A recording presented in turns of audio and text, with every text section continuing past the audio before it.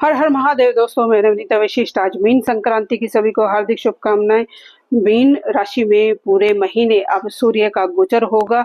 बहुत ही ये एक पावराइज टाइम है, एक बहुत ही श्रेष्ठ टाइम है, विशेष रूप से क्योंकि चैत्र का महीना शुरू हो चुका है। ऑलमोस्ट 10-11 दिन चैत्र के मास के चले गए हैं और चैत्र मास में और मीन संक्रांति पे कोई भी शुभ कार्य, मंगल कार्य एक तरह से रुक ही जाते हैं। इस महीने में जो विशेष जो योग बनते हैं वो मतलब नवरात्रि में बोल देते हैं कि माता रानी के दिन होते हैं, हम पूजा आराधना कोई नया कार्य, शुभ कार्य कर सकते हैं, लेकिन वास्तु शास्त्र के अनुसार ये निषेध मास है किसी भी मांगलिक कार्य को करने के लिए। इस विशेष मास में विशेष रूप से आपके पितरों की पूजा आराधना होती है, आपकी कुल देवी देवता की आराधना होती है। इसीलिए इन दिनों में विशेष जहाँ पर भी आपकी जात जैसे लगती है, एक रिचुअल होता है जो नॉर्थ इंडिया में बहुत ही मनाया जाता है। जब आप जात अपने कुल देवी देवता की देते हैं तो वो चैत्र मास के महीने में ही होता है। हर एक जो हिंदुज़म को फॉलो करता है या सनातन धर्म से जुड़ा हुआ है, उसका चैत्र मास में कोई ना कोई ऐसा रिचुअल होता है पूरे मास में, जबकि वो अपने कुल देवी देवता की या अपने पितरों की जात देने के लिए एक विशेष स्थान पर, एक विशेष जगह पे, एक विशेष ग्राम निवास पे आपको जाना होता है। वहां पर धोक आपको लगानी होती है, अपने पितरों की ब्लेसिंग, अपने कुल देवी देवता की ब्लेसिंग आपको लेनी होती है। तो आज के दिन जब नवरात्रे में तो ये चीजें होती ही हैं, लेकिन अभी जो विशेष जो साया इस समय पे होता है वो शीतला अष्टमी का ही सहाया एक होता है, जो कि एक शुभ दिन होता है जिसमें भी कोई मांगलिक कार्य आप कर सकते हैं, कोई भी विशेष कार्य आप कर सकते हैं।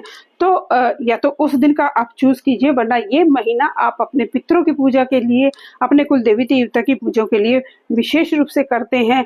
कुछ भी एक रिचुअल आप पूरे महीने अगर आप करते हैं, जैसे पीपल पर जल चढ़ाना, ये एक बहुत ही विशेष काम हो जाता है, बहुत ही एक श्रेष्ठ उपाय है। आप किसी भी क्योंकि अभी जो है नए पौधे, जो पतझड़ का मौसम खत्म हो गया, नए जो पौधे और फल फूल पनप रहे हैं, तो किसी भी देवालय शिवालय में, किसी भी धर्म स्थान पर, किसी भी विश्वविद्यालय में, किसी भी ऐसे सामूहिक स्थान पर जहाँ पर कि बहुत ज्यादा लोगों का आना जाना होता है, वहां पर आप कोई भी 5 पौधे, कोई भी 5 पौधे या कोई भी 5 वृक्ष आप लगवा सकते हैं। आम का वृक्ष, पीपल का वृक्ष, बड़ का वृक्ष, नीम का वृक्ष और बेलपत्र का वृक्ष, अशोक का वृक्ष, ये बहुत ही श्रेष्ठ और शुभ वृक्ष होते हैं। आंवले का वृक्ष लगाना ये अपने आप में श्रेष्ठ होता है। और कुछ भी नहीं लगा सकते तो 5-7 तुलसी अगर आप लगवा लेते हैं, बिलपत्र अगर आप लगवा देते हैं किसी भी धार्मिक स्थान पे, देवालय शिवालय में, सामूहिक स्थान पे, तो आपकी मनोकामनाएं पूर्ण होनी शुरू हो जाते हैं। आपके पितरों का आपको आशीर्वाद मिलना शुरू हो जाता है, जो भी आपके रुके हुए काम है वो बनने शुरू हो जाते हैं और साक्षात आपको आपके कुल देवी देवता की, आपके पितरों की आपको आशीर्वाद प्राप्त होना शुरू हो जाता है। बहुत ही टेस्टेड ये उपाय है, आप इसको करके देखिए। अगर ये कुछ भी नहीं कर सकते तो इस विशेष समय पे आप कहीं पर भी कोई नया काम करा सकते हैं, किसी मंदिर का जीर्णोद्धार करा सकते हैं, किसी भी विशेष तीर्थ का आप जीर्णोद्धार करा सकते हैं। आजकल आपने भी देखा होगा कि सोशल मीडिया पे बहुत सारे जो पुराने मंदिर हैं उनको जीर्णोद्धार किया जा रहा है, बहुत ही अच्छा। उनको आप कुछ भी, जैसे प्याऊ लगवा देना, दवाइयों डिस्पेंसरी में दवाइयाँ रख देना, या किसी भी धार्मिक स्थान पर कोई धार्मिक पुस्तकों का दान कर देना भी अपने आप में बहुत ही श्रेष्ठ ये उपाय है।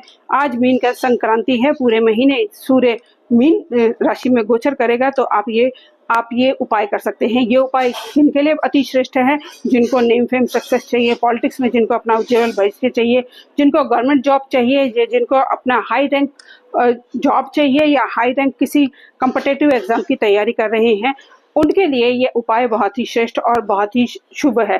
ये पूरा मास ही उनके लिए है। आप ये ध्यान, आराधन, पूजन जिस भी भाव से आप करना चाहते हैं उस भाव से कीजिए, आपकी मनोकामनाओं की पूर्ति हो, इसी भाव और विश्वास के साथ। धन्यवाद दोस्तों, नमस्कार।